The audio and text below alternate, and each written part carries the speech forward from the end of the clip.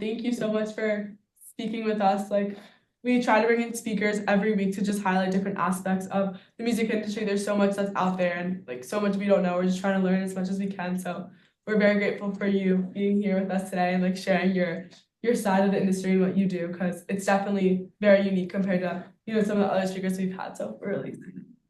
No, awesome, guys. Thanks so much for having me. Sorry it took a while to get scheduled. No, Uh, no Oh yeah, no worries. worries, no worries. All right, I'm here. I'm here now. We're here. All right. So yeah, welcome, Sam. Thanks for, like I've said, thanks for coming to speak to us. We really appreciate it. So if you could just first just tell us a little about yourself, like how you got where you are right now, where you're from, and like what inspired you to like reach the point you are right now. So yeah, so guys, my story is super non-traditional and actually completely random. So I don't know if it's sort of followable, but I started my career more on the finance side. I spent I'm in my early 40s, so I spent like 19 years as my day job being, like hedge fund stuff. And I was running a fund for a while. And I had a really lucky break during the financial crisis when you guys were like probably being born, which is kind of crazy. I was at a fund that blew up in the credit crisis, and so I was kind of on the beach like doing nothing for 7 months, and I started a company called DataMinr with a couple of my former college roommates when I was 26. That company's become a big company in the data space. Nothing to do with music, but music was always really my passion. And kind of I grew up doing a lot of stuff and playing instruments and all that stuff. And my family, does a lot of stuff in arts and culture. So about 25 years ago, we bought a company called the Knitting Factory, which is a music venue business. We backed some entrepreneurs there and started a record label called Partisan Records. We have our biggest band, Cigarettes After Sex. We have Idols. We have PJ Harvey. We've got a band called Ezra Collective and Fela Kuti's catalog. And kind of during the early pandemic, I was very friendly with the founder of a music company called Cobalt. Reached out to me. He had a huge catalog that was kind of off balance sheet from his operating business and was looking for a buyer. And I kind of was sitting at home during COVID running a fund, and I started jamming on it with a buddy. And we ended up kind of entrepreneuring a deal. And we ended up buying that catalog. It was a huge, huge diversified catalog. Started a company called Chord Music Partners. We bought the catalog for a little over $1 billion. And it's like The Weeknd, David Guetta, Stevie Nicks, tons of, Kid Cudi, Young Thug, good old Atlanta guy, Young Thug, and, a bunch of great catalog. And, then I guess, I started a company called Jukebox kind of around that because our view is that like, there are a bunch of private equity firms buying music, but if, we can kind of take these assets, securitize them, and let fans own pieces of songs, that would be pretty cool. We got involved and bought a company. We bought Cobalt's operating business separately, brought Francisco Partners, a big private equity firm, into that. But most of my time is spent, and we have a bunch of other companies, Color Studio, I'm the chairman of, which is a really cool kind of artist discovery platform. We got a bunch of stuff in AI music. But most of my time spent on Chord. So about a year ago, Universal Music came in and took a stake in Chord. But Chord today is about a $2 billion entity. We're kind of the largest pure play catalog in the world and pretty acquisitive. Most of my time is spent kind of raising money and buying catalogs. super cool, super cool. Thank you. So if you could just explain what it means to like buy a catalog and like what it means to own a catalog, basically. Yeah, so music has two copyrights to it, right? And you guys probably know this one, but like I always use this example. Whitney Houston, I Will Always Love You. Everyone kind of knows that song, but that song was written by Dolly Parton. So there's a stream of revenue that Dolly and her publisher own. So there's the copyright of the composition of the song, which is the publishing rights and the writer's share. And then there's the copyright of the sound recording, which is Whitney Houston's version of that song. So sometimes we own the copyright of the composition, sometimes we own the copyright of the master recording. And when we buy the rights typically from an artist or from a label, and we own copyrights. We own a huge portfolio of copyrights. Those copyrights earn. They get paid on streaming, they get paid on radio, they get paid when a song is used in a commercial. So our catalog is effectively buying, a big portfolio of those type of rights. Super cool, super cool. And then once you own those rights, what do you do with that? Like, is it an investment that you make money off of it slowly, or is it like something that you make money once you sell it to somebody else? Yeah, typically we're holding these in perpetuity. Like music copyrights and kind of copyrights in the United States, each country is a little bit different, but in the US, the copyrights last for 70 years after the death of the last artist. So they're super long-lived. And so I'll use an example. We have the Jimmy Jam and Terry Lewis catalog. They're amazing songwriters. They wrote most of Janet Jackson's music, a lot of New Edition, but they sold their catalog to us, and now we own, things like Control, and I would say like, like Ralph Tresvant's music, a bunch of kind of the great kind of New Jack Swing and R&B of the kind of 80s and early 90s. And we're gonna hold that forever until the copyright runs out. My partner is Universal, so we actually can do something with the cash flows. We're not passive. A lot of these rights portfolios, they literally buy them and they have no people that can actually do something to effectuate any, you know, um, yes, they're collecting, they're collecting the royalties, they're doing the sync licenses, getting songs into commercials, but they're not actually working the catalog or putting any marketing resources into it. We have a lot of scale at this point, so we have, a huge music company behind us that can kind of do some of like the heavy lifting of marketing, collection, distribution, partnering with gaming companies, partnering with, AI businesses to storytell around our catalog. That's kind of how I view like the marketing is we need to storytell. We need to connect people again to, to some of the music that they either grew up loving, or we need to connect younger audiences to music that they might never know. And, I always kind of use this example, but you guys know Fleetwood Mac, everyone here? So Fleetwood Mac, like your generation connected with that music only a couple of years ago. It wasn't like streaming native, it's old stuff from the 70s typically. But there was a guy on TikTok chugging cranberry juice on a skateboard, and the song Dreams went viral on TikTok. So we own Stevie Nicks' catalog. That kind of TikTok virality introduced your generation to that music. And now Fleetwood Mac is a top 125 streaming band. Um, and it's great music, but it needed something to kind of connect it. So we look for ways to do that sometimes. Janet Jackson's catalog is a great example where that hasn't happened yet. We think Janet's catalog is completely under listened to and needs to find ways to connect to younger people.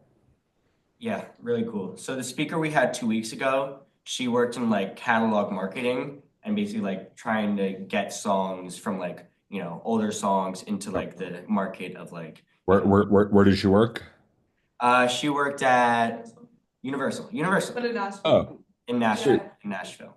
Okay, Nashville. Got it, got it, It got was it. it was really cool. She was talking about how like the rocking around the Christmas tree, Brenda Lee, Yeah, and how like They did the AI version, right? yes, Yeah. Yeah. yes, and they like put it into like different languages and stuff, and like now it's like whole new market and stuff. So really cool how like older songs can like become new to a newer audience, right? Super cool. All right. Like you said, you are the co-founder of DataMinr, which is like the leading AI platform, for information, like event discovery and stuff like that. So how does that role and your knowledge of like AI and new advanced technology play a role in deciding what catalogs you buy and like what to do next in the ever-changing music industry? Yeah, I mean, like I do not have computer science background, so I'm like kind of like, the person the product was built for, I would say. So I know enough to be dangerous at this point. And, there's no direct corollary there other than that, like the data side's super important. So when how do you value a catalog? Like you're not sticking your finger in the wind and saying this is worth this. Like you got to look at the cash flows. And so, like frontline music, which is investing in new artists and kind of like releasing records, I view that as venture business. That's a venture capital play. Like you're investing money, you don't know how it's going to be, you don't know how the record's going to hit. You got to put some money and dollars and resources into taking that to market. That's a very different calculation and a different type of risk reward than buying catalog. When we buy catalog, we're typically buying songs that are at least 7 years old. Occasionally we'll go a little younger, but for the most part, that's kind of like the ballywick because at that point, song comes out. So we own Blinding Lights in our catalog. We own The Weeknd's catalog. So that song came out in end of 2019, biggest streaming song of all time. It starts decaying. So it has a natural decay. In year 5 now, it earns less than it did in year 1. It'll still probably go down a tiny bit from here, but around year seven, it probably stabilizes. Mhm. So we take in a ton of data when we're looking at these catalogs, and we're modeling out just like you would do a finance asset. We model out what that looks like. Now, for music, there are certain, I guess externalities of data that like we like to look at to inform our purchases. That we have a big advantage because I have Universal as my partner. We have like 70% of all music data for the last 60 years. That's an advantage for me. So we can kind of develop those decay curves, which are the curves kind of showing the estimate of what's going to happen with the cash flows of an individual song. We have kind of some a little more granular data there. But I love looking at demographic data. So are there audiences, I'd much rather buy 50 Cent's catalog than buy Barry Manilow's catalog. Barry Manilow's music is older. It's going to be a little more stable, if that makes sense. Like it's just older. Like older songs tend to have more like stability, but over time, the audience for that song is super provincial. It's all kind of North America, and it's going to die off. And I'd much rather buy a catalog that's being listened to by young people in Indonesia and India and Southeast Asia and Eastern Europe. That in those growth areas that we think that catalog, can continue to grow. There are a lot of countries that are super under monetized. India is an example. The continent's an example. Certain countries in Southeast Asia are like really under monetized. China's super under monetized, but they're growing. And so if we can find stuff that's sort of like still connecting to younger audiences in those, I can bring more cohorts into the listenership of these songs. Yes.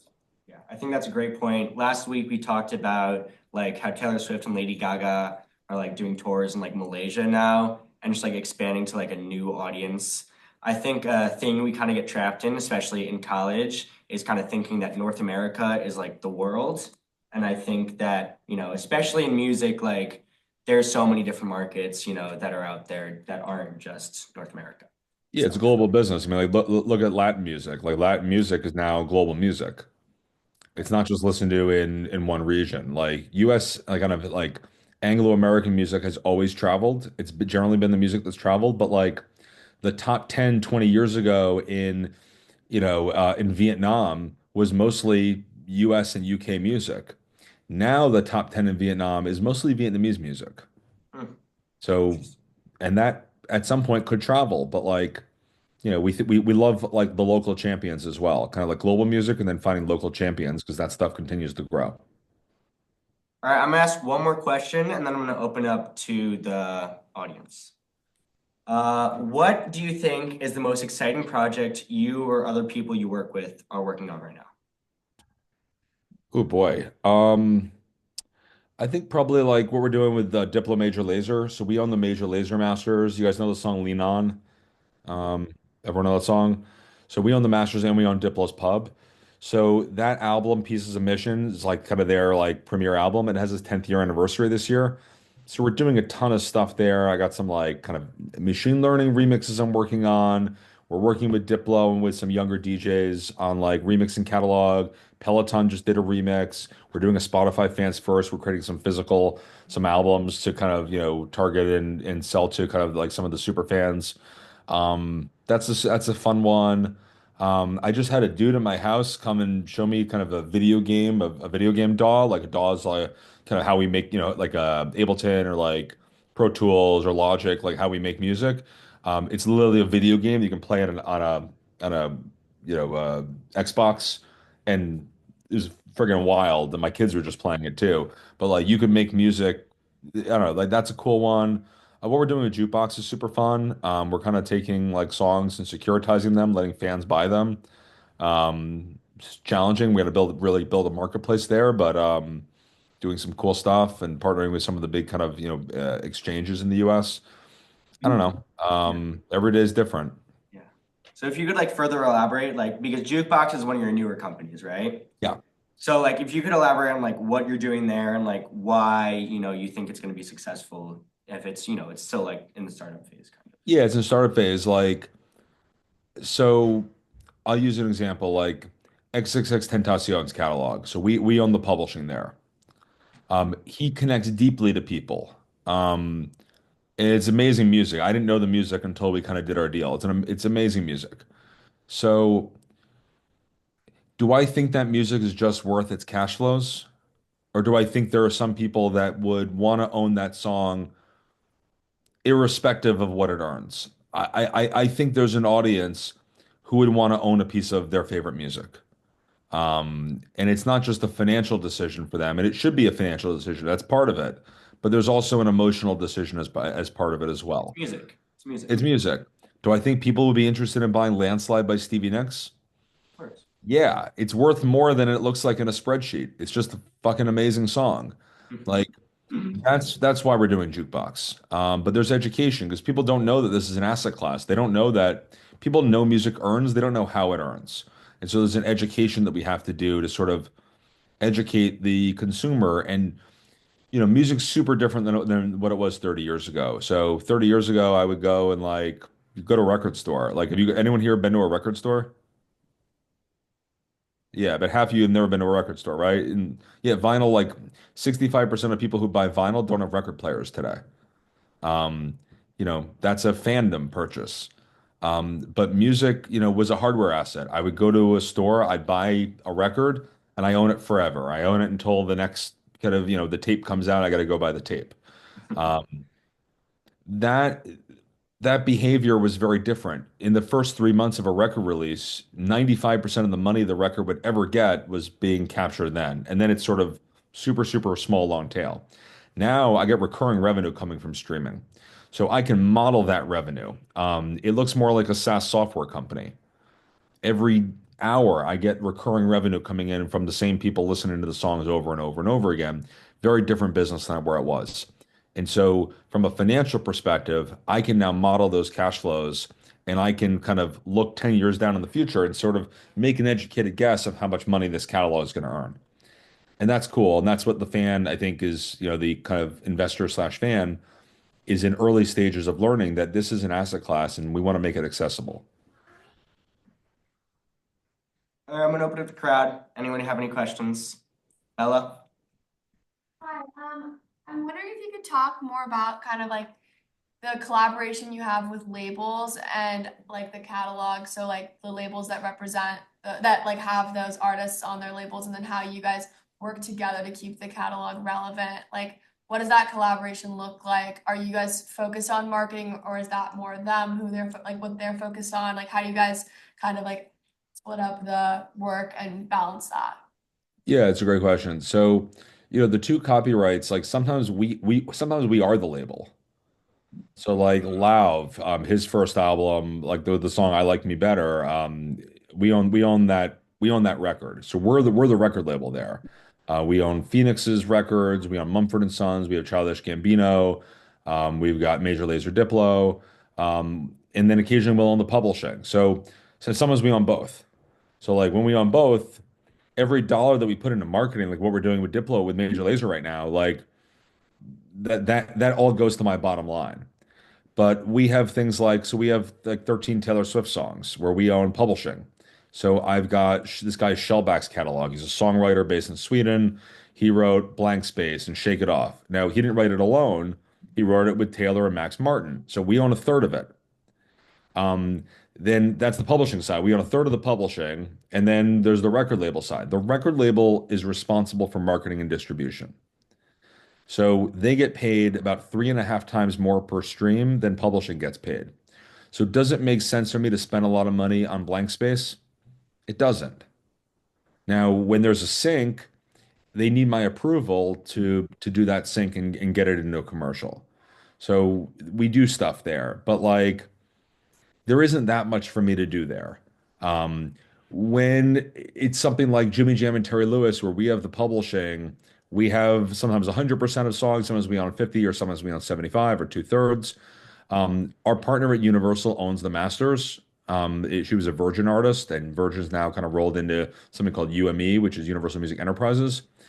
Then we have kind of golden share where I have the publishing, Universal's the master, they're my partner. Then we can do some stuff. So there's like a TikTok trend happening on one of our songs right now. We're working on maybe putting some marketing dollars into that. It really depends because like about 70% of what we own is publishing, and I'm not going to go spend a lot of money on it. There are going to be certain instances where we do, but for the most part, that's really the purview of the label. And like, you guys know the song Lockjaw by Sir Mix-a-Lot? Anyone? It's like a TikTok trend right now. It's not a huge one, but it's a big one. So we just bought the publishing from Sir Mix-a-Lot, like the big songs Baby Got Back. Um, but like the label there, it's in catalog. They're probably pretty sleepy. Like they're probably not focused on it, not spending money. So like we see it, like we're trying to like knock on their door to say, hey, let's put some money toward this, but you guys got to pay like more than we do because I don't want to spend a lot of money on something that someone else benefits, you know, 4 times as much as I do. It's all depends on the situation. All right, anybody else? Andrew? Yeah, I'm interested what the sourcing looks like for such deals. Wait, sorry, what looks like? Sourcing. How does the sourcing work for such deals? Oh, yeah, I mean like, it's some of it's just like long-term relationships. Other times like so we have a big advantage being at Universal. Universal owns about 25% of the business. We have exclusivity over their deal flow. So any deal coming through the market leader has to go to us first. And that comes sometimes it's a songwriter who's at Universal forever wants to sell to their partner. Sometimes we have matching rights and rights of first refusal, which is sort of a nice kind of blocking position for someone else coming and buying something. Sometimes it's an independent record label that wants to sell their back catalog. We're doing a bunch of deals right now. We're buying the back catalogs of independent labels. It really depends. A lot of it's relationship building. So like, this weekend I went to the Jimi Hendrix Experience concert, took one of my kids to go meet, Jimmy's sister. They're not selling, they're not in market. Like it's just relationship building stuff. Like at some point, if they do choose to sell, we want to be their partner. And the cool thing is like I can very credibly go to an artist or to an estate and say, we're going to be a good long-term partner. Because my partner is a music company. My competition tends to be private equity. And like, yeah, an artist could sell to private equity and get a big check, and that might be all they care about. But the private equity firms have no ability to actually manage these catalogs. They're not music people. They let these things sit. We have a whole team behind us. And catalog tends not to get a lot of like market, it tends not to get a lot of spend because it has its spend up front. It gets into people's streams. And then there are certain instances where it makes sense for us to spend. But it always makes sense for us to find ways to catalog market. And that catalog marketing could be kind of broad sync monetization. So partnering with a brand like Diageo or the NBA to kind of get our music more into their sphere. It could be partnering with gaming companies. So there's a huge push this year to get music into games. Like it's ridiculous that NBA 2K, you can't play whatever song you want to play when you're dunking in the game. You can't play your own background music. That's going to change. And we're working pretty heavily on that to kind of get our whole catalog involved in that. Um, but yeah, that's kind of how I look at it. 2K is like you can choose your walk-up song, but like I don't know. Barely, There's barely. like 30 songs and like I know one of them. It's like what's the point of Yeah, it's like this? 30 songs. No, but like it should be every song. You should be able to customize your own shit. Like, Yeah. and we'll make money on it. Like, it's great. It's great for the artist. It's great for the consumer. Like, it's fun. This is another way. Like, we think music's really grossly undermonetized, I would say globally. Like, best deal in the world is 11.99 for all you can listen to music, or the student plan for you guys.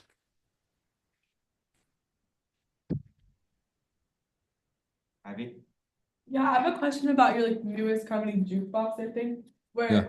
you're allowing consumers to like invest in music. Would that be more, besides like the I guess emotional connection to like owning your favorite song, would it be more of like a fixed income instrument where you're hoping to get like just consistent, or would like you hope it appreciates in value? Like, you see like them trading and Yeah, we think it's a great investment. Like, so you get a dividend yield and it's growing because more and more people are listening to these older songs.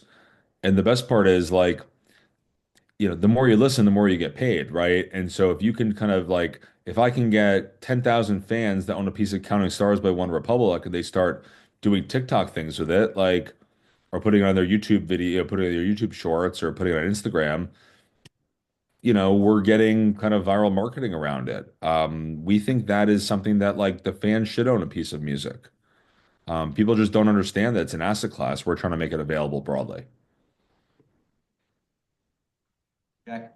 Yeah. Yeah, I have another question about jukebox, just in terms of like the types of songs that would be available on there? Is that just your catalog, or are you working with other, Right now, it's just small things in our catalog. We won't do it, if the artist doesn't want us to do it, but it's things in our catalog today.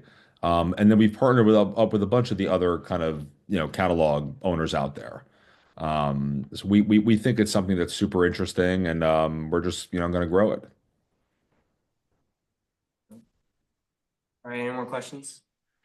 All right, before you leave, is there any advice that you would like to give to us as college students who are trying to break into the music industry? Just like what to do from here and where to go?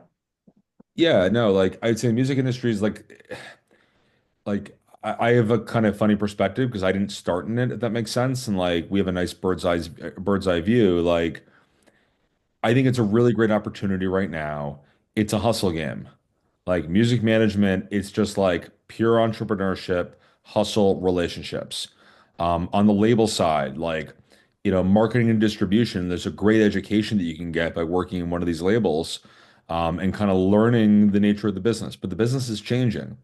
Like the major label system is converting from a radio model into a streaming model. It's slow. So when was the last time any of you guys listened to the radio? You ever listen to the radio? No one, very, very rarely, Not in right? a long time. Yeah, not in a long time. That's not how music gets discovered by your generation, but it's how music gets listened to by still the dominant listenership is in radio, shockingly. But like the major labels are designed to take things to radio today. They're not designed for the streaming ecosystem. They're getting there. And they probably overhired and they've now kind of cut back right now. But the easiest path is like, it's just getting in the scene, and building relationships. And then the business side of it, like I generally view it as like it's taking shots on goal and being, like, if you're going to be on the business side and you're on the management side, you got to know how to, figure out a label contract. You got to figure out a publishing contract. You got to build a relationship with the artist and have them trust you. Um, it's not easy, but like, people have been successful out of your school doing it, that's for sure. And it's super fun. But I would sort of like, go to a city or go to a place that has an industry, right? Like if you're sitting at home in, you know, um, you know, Connecticut where I am, like it's not a good place for a young person to be to get into the industry. It's Atlanta, Nashville, LA, New York, Miami in the US are the cities to be in, and it's a massive hustle. It's people business and a hustle, and that's what we generally see working the best. And then it's business and street smarts, moving up in it and being successful.